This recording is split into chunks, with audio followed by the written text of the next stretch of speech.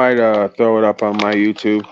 I'm sure you know, I'm sure it's getting on someone's radar somewhere at this point. But like I said, it is what it is. I'm not gonna sweat whatever they're up to and what they're gonna do. I'll just continue to post truth and speak truth, and it'll be what it'll be.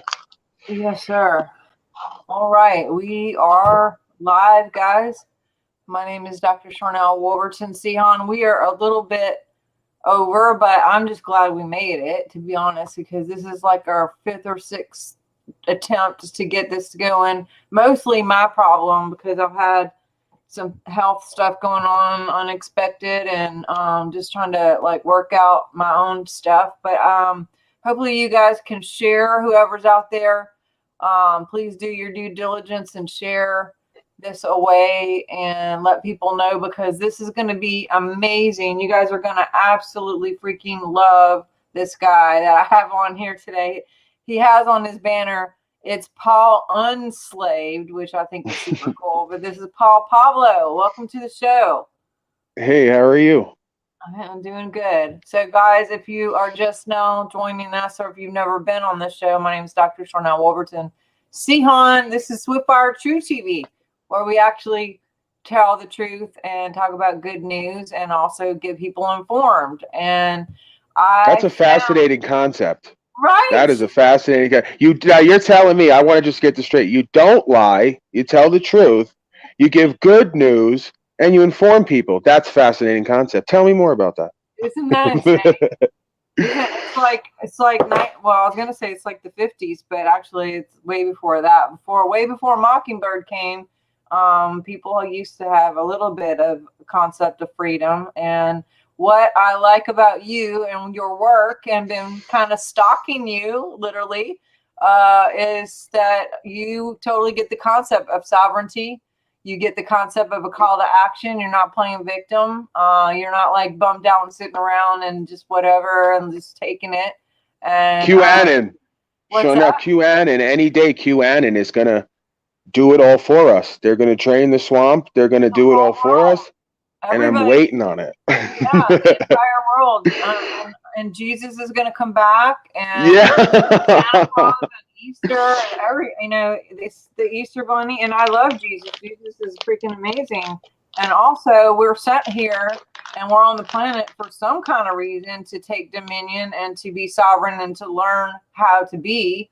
And so, give you a little background, guys, on how I found Paul Pablo. Is someone, I wish I knew, it might be you, Leslie, but some amazing person sent me a clip and was like, hey, check this out, watch this. Like, I get a million of these a day, and I mostly delete because it's way too much, but I did watch it. And it was Mr. Paul Pablo getting pulled over by the cops because I think he didn't have registration or a license or something. Well, no plates, no license, no registration, no insurance. Yes. So I was like, okay, what is this about? Because, normally people will send me something that's sort of relevant to what's going on with me, like not just some random guy getting pulled over. But it was fascinating. Absolutely. And I encourage every one of you to go to his YouTube channel and watch every single one of his videos like I have, and keep up with them, because it's amazing how you, Paul, you just like explained your situation. You explained your sovereignty, common law. The cops kind of gave you a little bit of whatever, but you had an answer for every single thing that came to you. And in the end, you actually were schooling these dudes who didn't really seem to know the law as police officers, which, I'm not anti-police officers. I'm talking about just people in general who don't seem to actually know the law. And you just broke it down real good, all the way to the point where the guy you had offered to take him to coffee, or like, you guys want to go like hang out, and I can talk to you more, or whatever you want. And the guy was like, can I get your email? Do you teach on this? Like, maybe we could talk later. So tell me a little bit about, how long have you been doing this? The moving the property without a license, registration, insurance, and plates is pretty recent. But as far as this understanding and this lifestyle, it's sort of been a lifelong journey that just recently, right, with sort of how I look at it, the way the spirit is moving right now is that COVID is the maker or the breaker, right? The quote COVID in quotes. Oh wait, I wasn't supposed to right away. You told me one thing I wasn't supposed to do and I did it. Okay. Um, the virus. Are we allowed to no, we're not allowed to do anything. I'll just put it on BitChute. We'll put it on All BitChute. right. All right. So yeah, this whole period of time that we're going through, right? The resistance that we're meeting, the challenges, the questions, the confusion, the fear, the suffering, the death. It is all make or breaker at this point, right? So for me, I'm probably better in my life than I've ever been. I'm more powerful. I'm more connected and communing with what I believe to be the most high, what men and women call God, or just the universal consciousness, right? So while I know other people are on the other end, and I believe there's again cause and effect and a reason for all this, right? Because I was in a hole. I was full of chaos and fear and self-destruction and not holding myself accountable. So now we've flipped positions, right? Because again, it's not about me, it's about the walk in the understanding, right? And to touch on what you said about Christ, this is not about downing the idea of Christ at all. Christ was just another great teacher along the way about consciousness, right? And even he said, greater things than I, you shall all do. We are all sons and daughters of the Most High. The idea is we don't want to ever get into worshiping anything or giving our power away to something, expecting it to solve the problems that we have individually and collectively created, right? So just to make that distinction. So we can understand true spirituality is simply knowing the self, therefore knowing the universe, therefore communing with self and the universe together and co-creating a kingdom of heaven, right, in quotes, rather than a hell on earth, which we are now seeing manifest due to the large scale ignorance and arrogance and egotism. So I've seen you in court. I've seen you in the courtrooms. I've seen you try to go get paperwork. You know, it seems like almost everywhere you go, you're schooling people.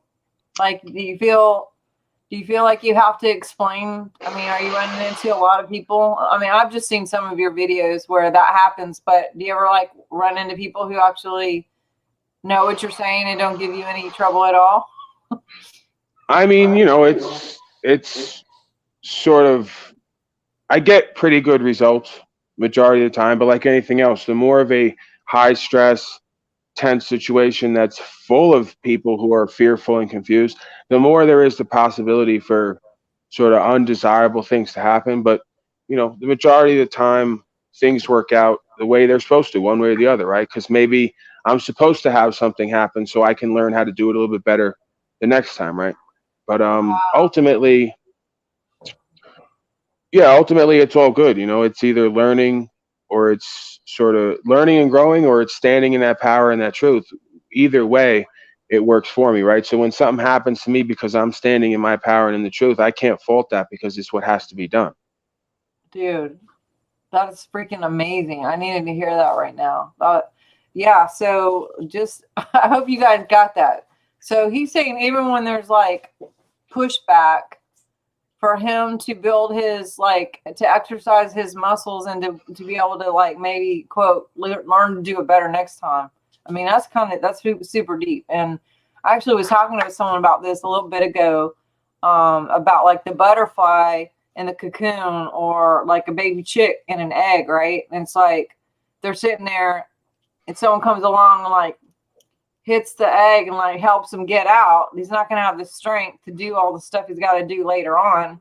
Same thing with the butterfly. You just like rip open the cocoon and it takes away the experience of that butterfly or that chick to be able to have the strength to do whatever he's called upon or she's called upon in the next thing. So you did it. You said that so beautifully. The darkness, right, gives way to new light. And that's sort of the paradox in this. It's not really it sounds cliche, but it's absolutely true. They make movies about this, the dark night of the soul, right? And just to sort of touch on it, the allegory metaphors that they give us in Hollywood, they tell us about these states of consciousness where Bane comes in and he tells the city, I am necessary evil. Right. So they're explaining to you that what you perceive as bad and suffering and evil is absolutely necessary in order to spur and cause as a catalyst in awakening for more light. Right. So there is a form and a function even for the devil, so to speak. because it calls people to action. It calls people to wake up more. It calls people to say, I'm done choosing my own suffering, because the devil never did anything. The devil was there with us when we chose our own evil and our own suffering individually and collectively, right? So the onus and the blame and the power is on us on the negative end, and then back towards the positive end. Since we created this, we now know we can create this. We don't have to do that anymore.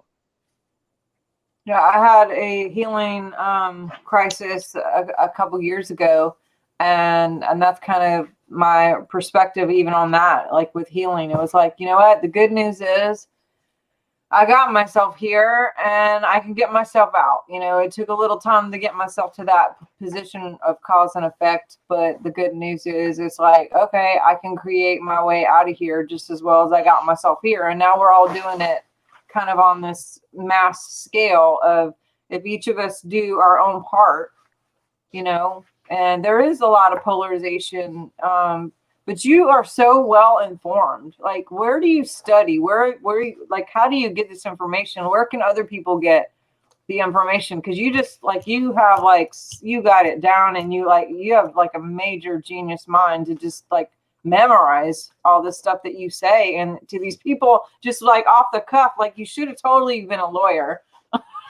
Sure. I mean, it's not, it's again, there is an element, I guess, right? There's memory being used, but really what it is it's in conjunction and in function with the vision and the heart, right? Because I have to almost be able to see what I'm saying as I say it and speak it from the heart. So I'm almost like painting a picture using the words, right? So it's not really about a memorization or a script or a rap, although a lot of times when I speak on these subjects, I will touch on the same sort of um, understandings or stories or parallels, but it's really just painting a picture, right? I'm speaking from a place of seeing the cause and effect and living the knowledge, which is wisdom, right? And applying it and seeing how, okay, there is power here. So, yeah, it's more of a lifestyle, right? Rather than just, that's why I would be a good lawyer, because the best act is no act. The best actor doesn't memorize a script and then try to figure out how to cry just the right way. He throws himself into the role, he becomes the role, therefore he eclipses all other actors. So the really good lawyer is not a lawyer at all. He is one who upholds the law, and the law is written in our mind and heart. So while a attorney, whoever might be acting as a prosecutor or an attorney, I'm not acting, I'm upholding the law, therefore I'm a better lawyer than they are. Oh my God, that's amazing. Yeah, and you know when you do it, you can feel the vibration of love as you're talking. You're not being confrontational. You're not being like an asshole. You're actually just not right now. Yeah. It could get there. Well, what I have seen is like it's like the energy or the undercurrent is I want to help you see this. It's like you're actually talking to people, even like the cops or the people at the courthouse or what have you. It doesn't come across, at least to me, confrontational, as I've seen some people just get like really mad and frustrated and upset, where you're just like trying to have a conversation and like, hey, did you know that blah blah blah? And you know, yeah, I don't know. It's true care, right? It's what they call the sacred feminine principle. Heart consciousness is true care. I truly care about myself and others and the fate of humanity, and I understand that it's all one thing. I cannot really care about myself if I don't care about my fellow man and woman, and therefore the truth that encompasses all of our livelihood. So that true care has to be there in order for one to act in right action, right? So yeah, it's cultivated too. I mean, a big part of our society is we're trained not to care. You get into discussions with people, when it gets too hot, they'll just say, well, I don't care.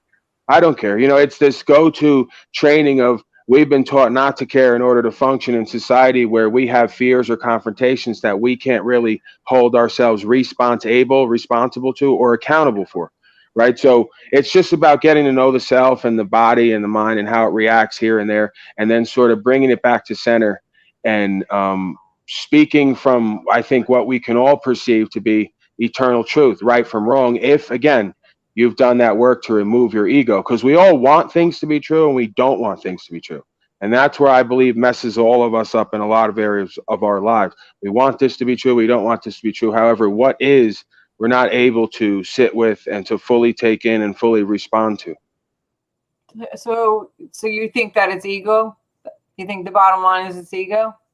Sure, I think it's a big aspect to it. You know, the child that's never grown up, the child that's never been forced to be disciplined or never been self-disciplined, right? Because self-discipline is a big part of how one leads a a life that leads to desirable outcome for self and others. Is has to be self-discipline and ego checking, right? And the majority of people are not walking around every day saying, well, how is myself getting in the way? It's quite the opposite. It's how can I serve myself to the maximum? I mean, at least in the corporate value system, that's no secret. This is old cliche.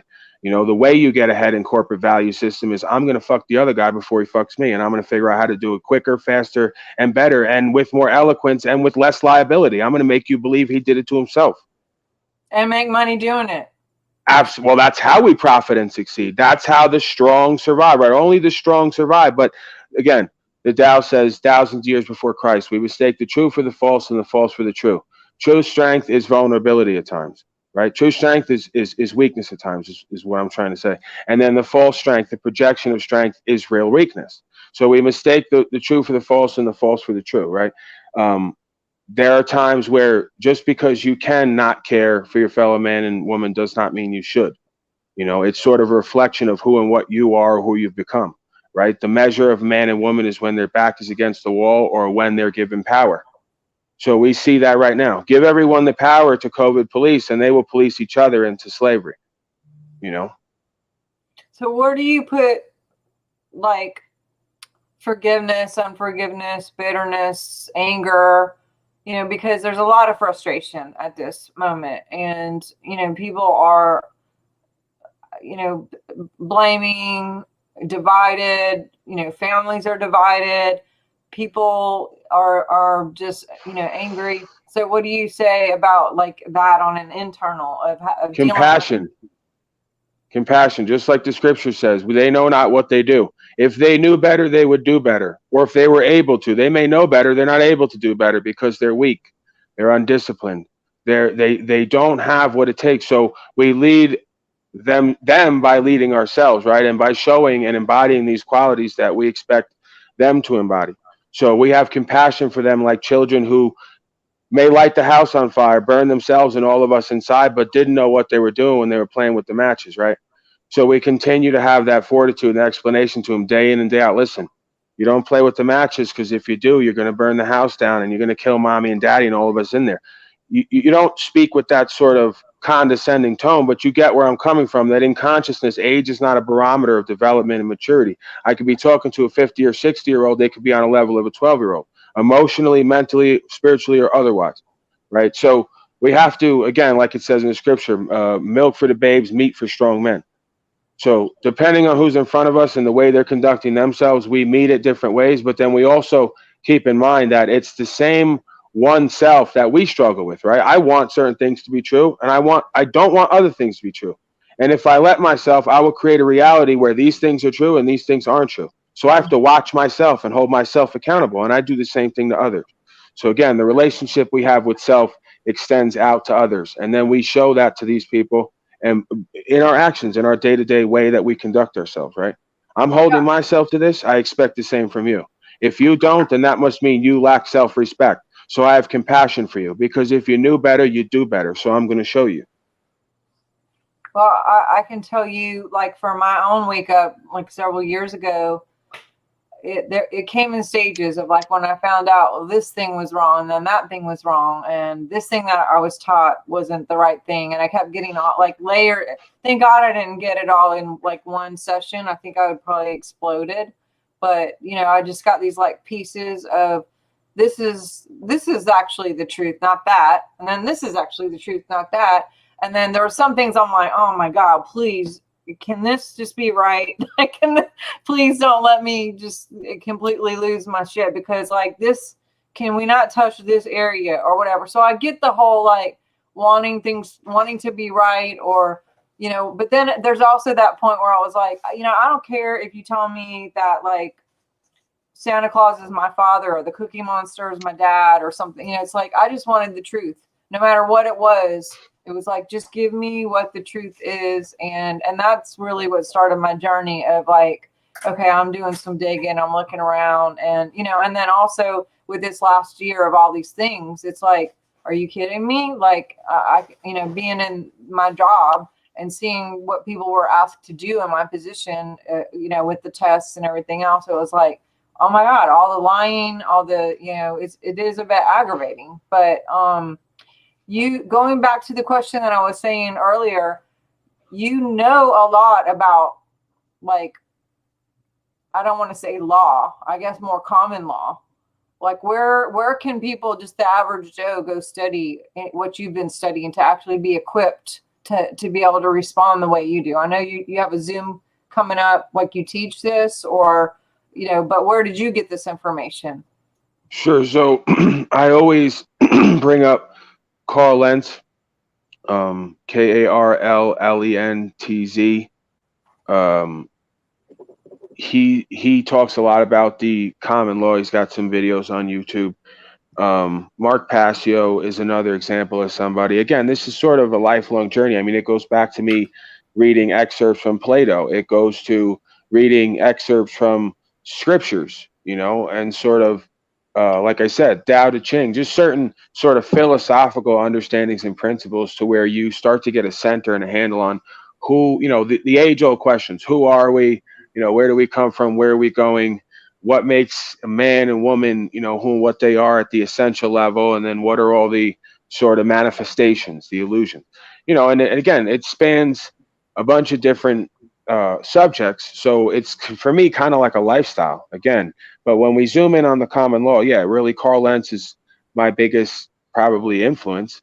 Mark Passio when it comes to universal law. But again, these things are more to help us remember or to tighten up our language game or our way of perceiving. But the reality of it is, the spirit is where all this is at. You have to first come to certain basic understandings and principles that authority is illegitimate outside of self government, self control, that all forms of outward government are an attempt to control the self that cannot be controlled or will not be controlled. There's this, again, if I go down certain principles, you'd have to come to that, and then you'd have to move forward into, once your thoughts and emotions are aligned, it moves into action.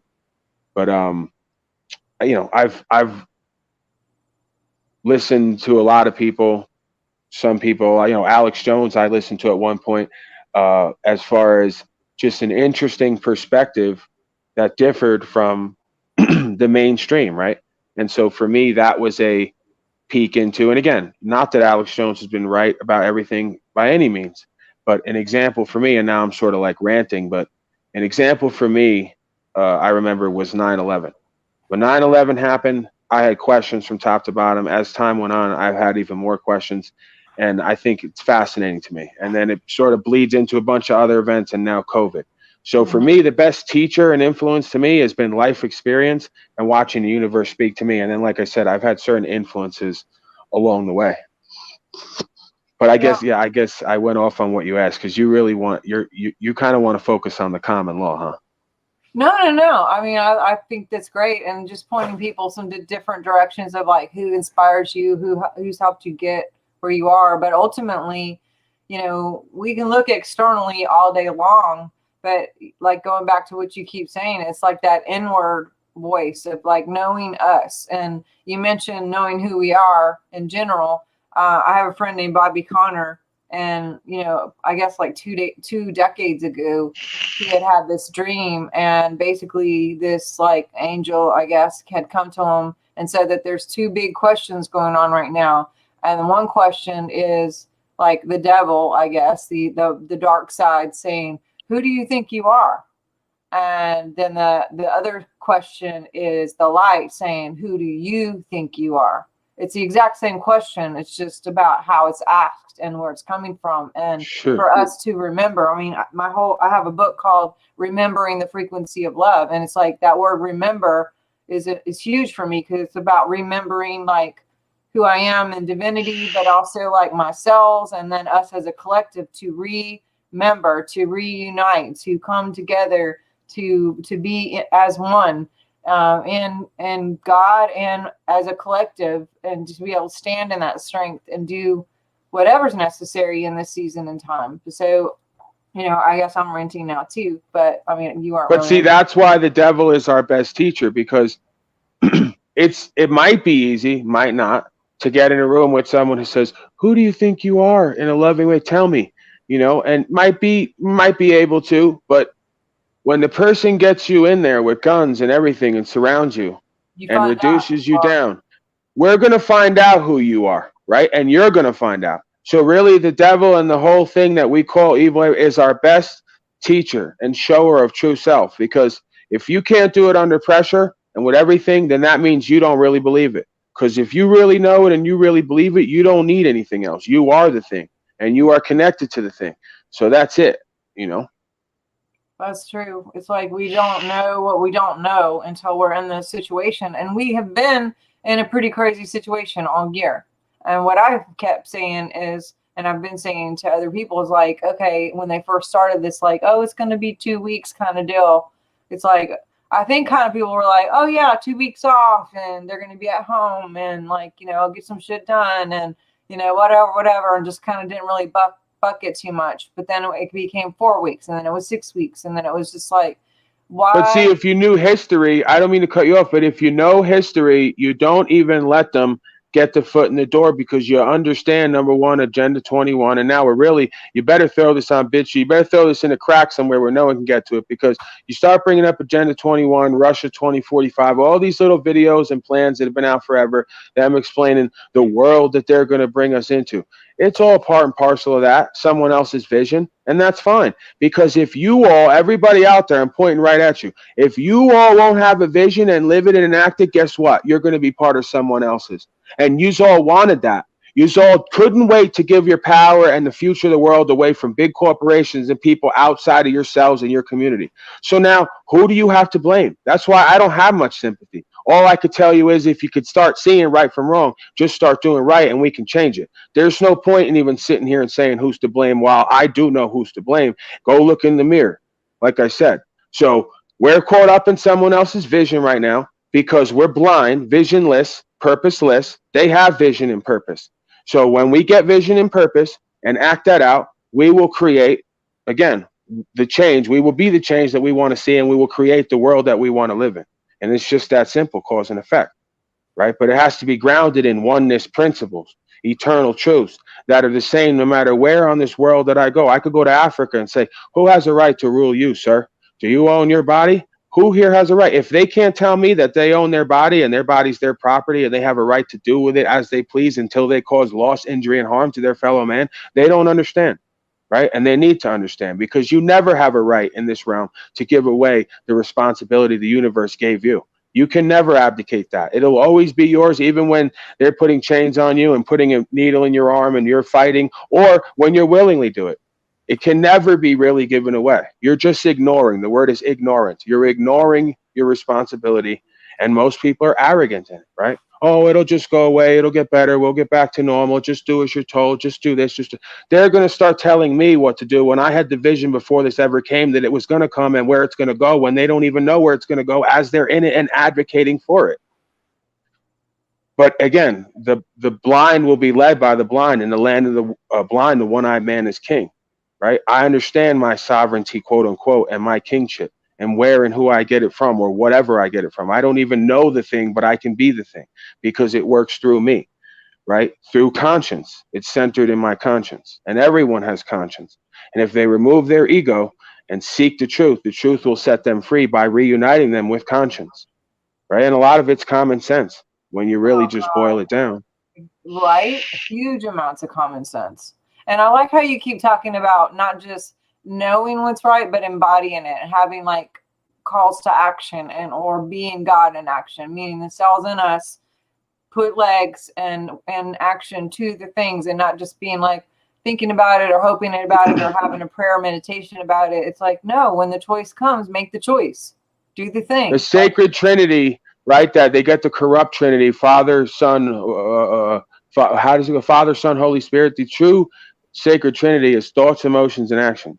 As you think and feel and act, so the world will go, right? And they all align with each other. It's all one sort of like a circuit, As you think, so you will feel. As you think and feel, so you will act. As you think feel, and act as an individual and collective level, you will manifest the world, right? Yep. So that's the sacred understanding of true religion, which is not religion, it's spirituality, because it has no head, it has no leader, it has no doctrine or dogma.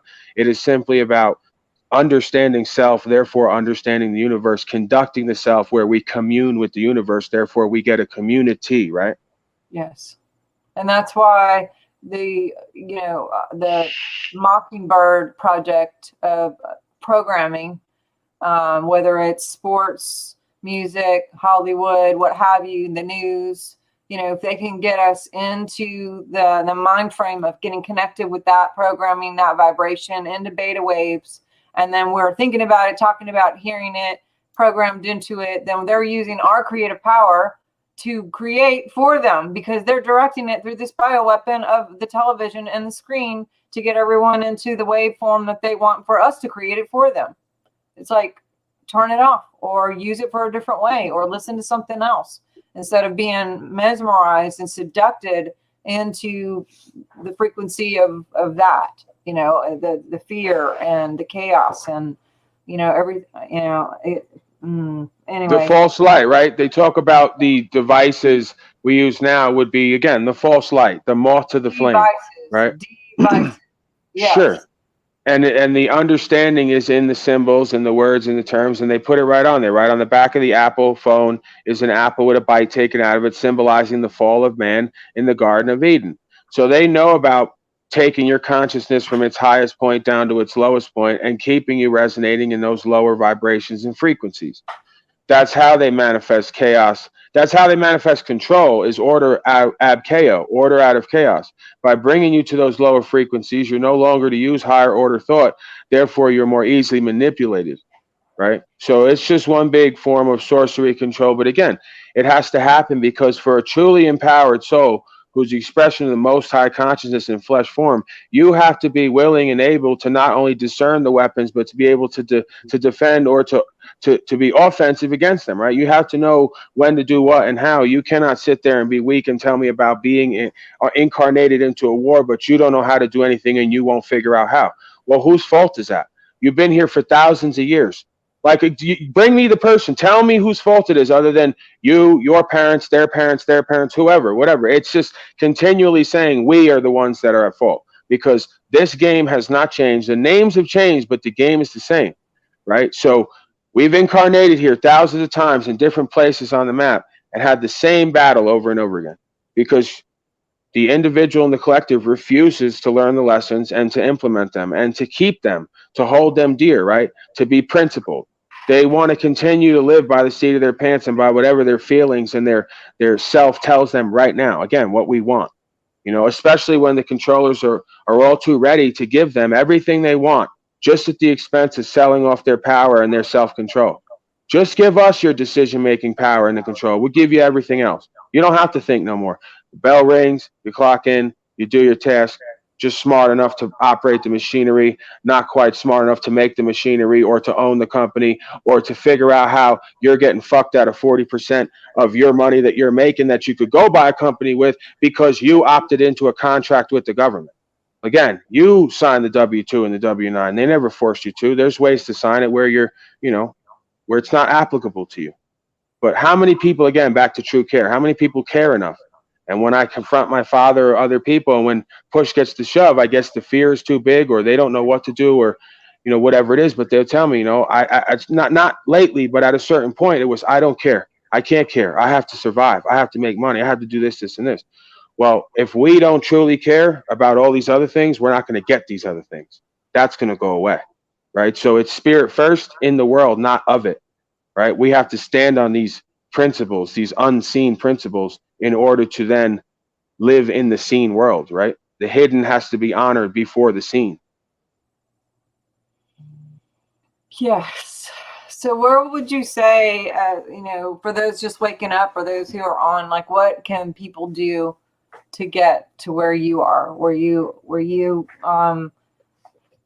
not necessarily making a YouTube channel and like putting it all out there, which I am curious, like, how did that even start? Like, you were just like, hey, let me put this up and I'll be able to teach a few people and what have you. But you are teaching people, you are inspiring people, and I'm just so glad that we found you. But like, what do you tell people who are listening even here today? And this is being recorded, so it will be passed around, shared, and who knows how many people will get it. But what would you do to encourage somebody to connect with themselves and to start? What's their starting point?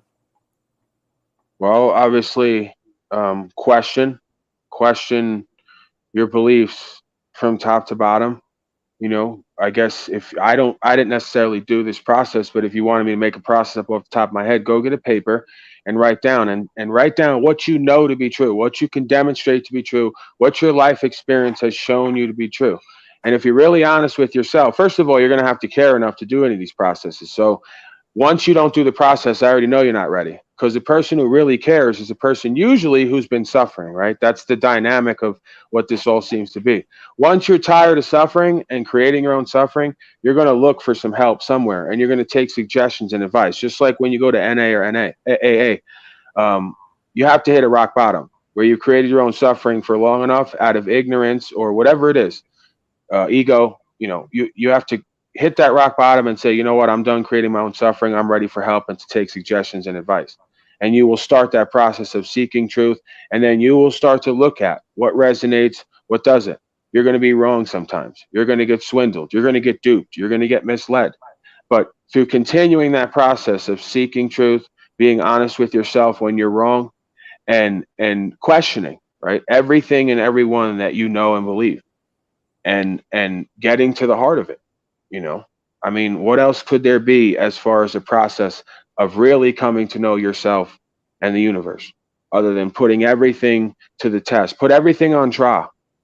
And I got to tell you, you're going to start to get annoying in your own life and in other people's lives, because you're going to realize that you live in a world where people are desperately trying to avoid going to trial. I don't care if it's the head of Pfizer. I don't care who it is. Nobody wants to get into a room with the fellow man and woman or themselves and speak in front of the universe and say, this is who and what I am, and this is what I know to be true, and this is what stand on it, stand on the truth. They don't want to do it. You know why? Because the majority of people, when push comes to shove, they don't know who and what they are. They know what they're going to do and the reason why, because of how it feels. So again, you have to come to that place within yourself where you know who and what you are, at least true enough. Doesn't have to be total. It's true enough. True enough is, like I said before, I am that am. The ability for me to move and communicate in this body means whoever and whatever animates this body as a force, this body is my property while I'm here. Nobody outside of that has an ability to tell me what's true and what's real, or what I'm going to do or not do. You have to come to that first. It may seem silly, but and think about it. That's all that we do to our children from day one, at home and in school, is to teach them the opposite of that. So when you ask me, well, what's the first step, or how do we get there? That's first step, is realizing your whole training, everything you thought to be true and everything you were trained for, is absolutely the opposite of where this journey is going to take you. And then go to the scripture and look at how they will allude to or tell you directly that everything, man's law, man's groups of uniformed men, costume men, are all forsaken, cannot even control and care for themselves, right? Physician, heal thyself. Doctors have the highest rates of alcoholism, drug problems, suicides. I went to go see a couple doctors. They were morbidly obese. It's a joke. So now you have a whole society taking cues and listening to people who are supposed to be experts, who have demonstrated they cannot even help themselves, right? So once you uncover these layers, you'll realize that what we have on a mass scale is a lack of self-esteem, a lack of self-worth, a lack of self-knowing, and a lack of self-will. Will's a big one too. Yeah. Because you may be awake and know all that, but never act on it. Exactly. And therefore you're still in the same camp, right? Yep. Taking action and actually doing something, and having the willpower to do something about what you know is true. Sometimes people don't have the courage or the will to do it, and it's sad. It's frustrating. But if we, as someone who's already gotten there, are trying to force people to do it, then we're not any better than any of the others who are trying to manipulate or control. It's like about being in our own lane, doing what we need to do, and focus on what we, and not try to push and pull and make, but just present. And that's what I like what you're doing. Even with the police officers, you're always really respectful. You're like, yes, sir. And, very calm.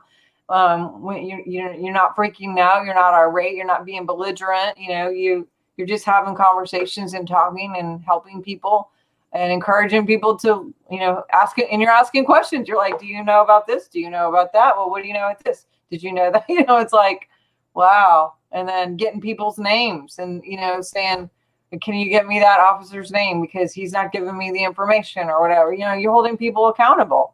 And that's really important, like for us to be accountable. And then especially if someone's enforcing the law and they don't know the law, that's kind of scary, isn't it? Sure. Well, that's the thing too, is that we believe they're enforcing law because we watch cops and we've been told and we experience. However, through further investigation, we understand that they are policy enforcement.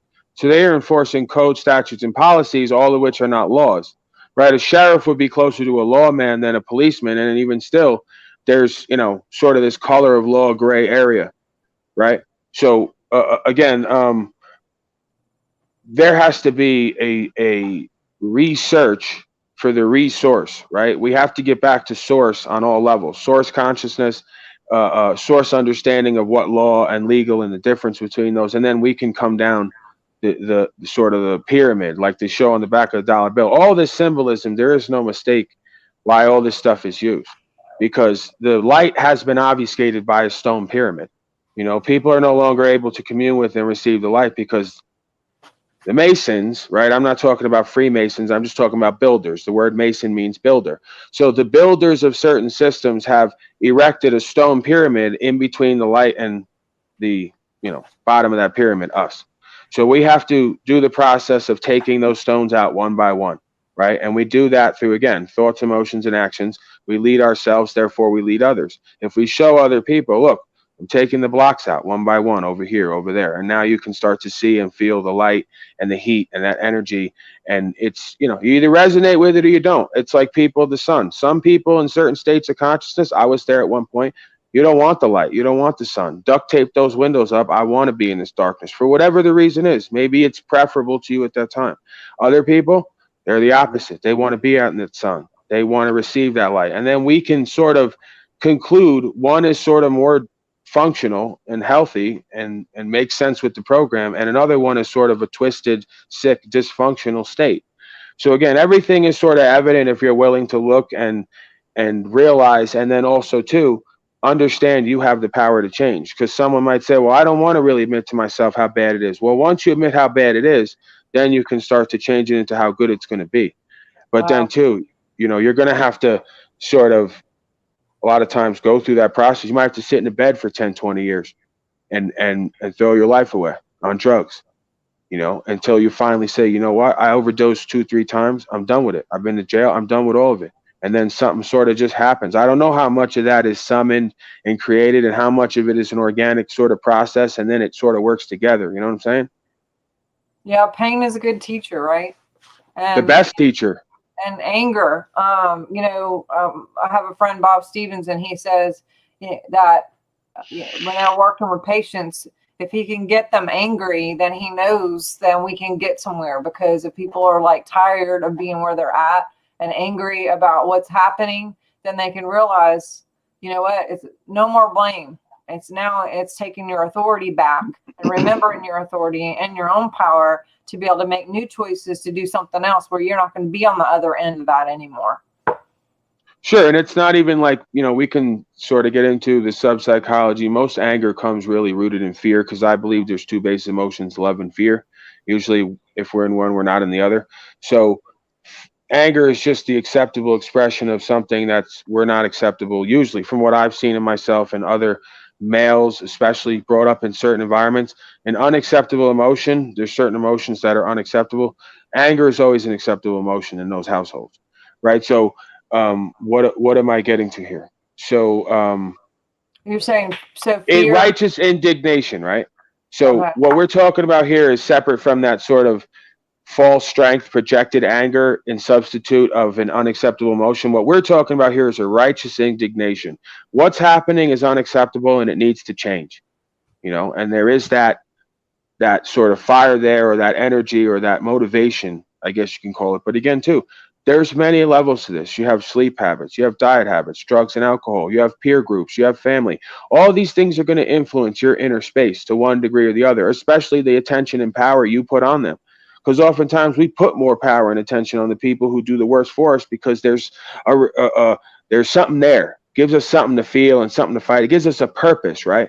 Where there is no purpose. So again, if we can get into true purpose, and then we can act from that energy with true purpose, we don't give power and attention more than what's necessary to those other things in life, right? Because again, they are just sort of things on the side of the road on the journey to where we're getting to. But again, you have to get back to now going from purposeless to true purpose. And Instead of all then the again, distractions, right? Basically, just like to keep us occupied so we're not focused on us and what we need to do and what we can do. sure, but it's a complete reformation of the inner space, because again, we've been brought to believe and led to believe all along we're all different, we're all individual, we're all our own thing. That's true on one aspect. The other aspect, see, it's paradoxical. It's not this or that, it's this and that. We are our own individual free choice and free will. However, we have a collective outcome and a collective consequence and collective free choice that is going to lead to, like I said, the outcome, the manifestation. So you are an individual in a world with other individuals called the collective, where the consciousness and the preponderance is going to lead to an outcome, right? So if X amount do this, then it's going to cause this. If X amount do that, it's going to cause that, right? And it all comes back to, again, law, cause and effect. So we can merge the true spirituality with true science, right? When you're speaking eternal truth, all subjects come together and merge into one, because it's not this or that, it's this and that. Right? Science is an explanation and a way of coming to a certain level of understanding of a bigger picture of what consciousness and life is, you know? Integration, mind, body, spirit, to be integrated, to have integrity, to Sure. say what you're going to do it, follow through, to, to be a person of your word. You say that a lot in your videos. You're like, my man, my word. I said you were a genius on Facebook, and you're like, I'm just a man. It's just like, you didn't want any labels. You're just like, I'm just a man. I'm a dude, right? Because every time we do that, if what goes up must come down. If I become the genius, well, then everyone else can't do what I do. And then at some point, when I make a mistake, the genius is reduced to nothing. So now I'm no longer a leader for them. I don't want to be any of that. I want you to understand I'm a common man.